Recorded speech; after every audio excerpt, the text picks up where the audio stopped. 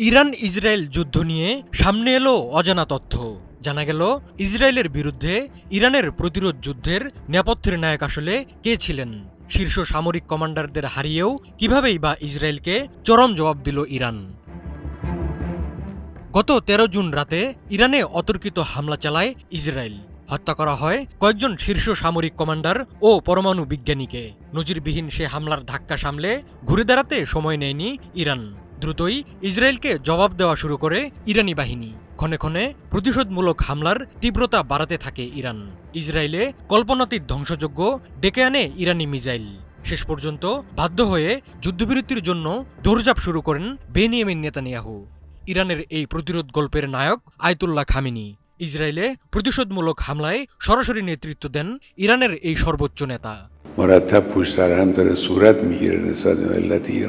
বৃহস্পতিবার Iran Israel যুদ্ধের অজানা গল্প সামনে আনেন ইরানি সংসদের স্পিকার মোহাম্মদ বাকের গালিবাফ।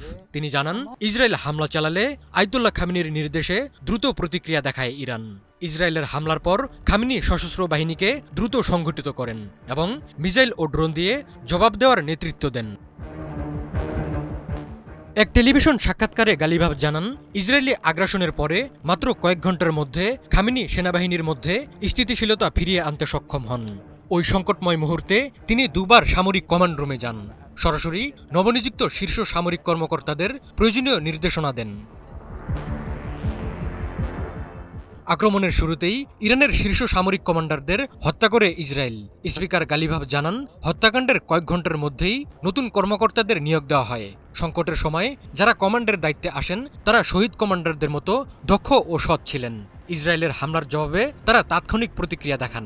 ইসরায়েলের প্রথম হামলার মাত্র ১৭ ঘন্টার মধ্যে ইরান ১৫০টি মিসাইল ও ৩৫০টি ড্রোন দখলকৃত অঞ্চলের দিকে নিক্ষেপ করে। গালিবাফ জানান, এটি ছিল সমন্বিত ও দ্রুত জবাব।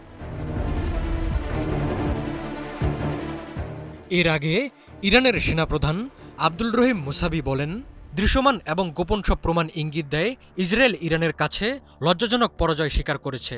তিনি সতর্ক করে বলেন, নতুন করে কোনো আগ্রাসন হলে তার কঠিন জবাব পাবে ইসরায়েল। আয়াতুল্লাহ খামেনির সামরিক উপদেষ্টা ইয়াহিয়া রহিম সাফাভি জানান, ইরান এখনও তার সম্পূর্ণ সামরিক শক্তি ব্যবহার করেনি।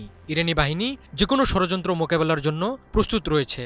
তিনি জানান, ইরান হাজার হাজার মিসাইল ও ড্রোন উৎপাদন করেছে। এগুলো নিরাপদ এবং কৌশলগত সুরক্ষিত স্থানে সংরক্ষিত আছে। তিনি সতর্ক করে বলেন, পরিস্থিতি অনুযায়ী এগুলো যেকোনো সময় ব্যবহারের জন্য প্রস্তুত রাখা হয়েছে।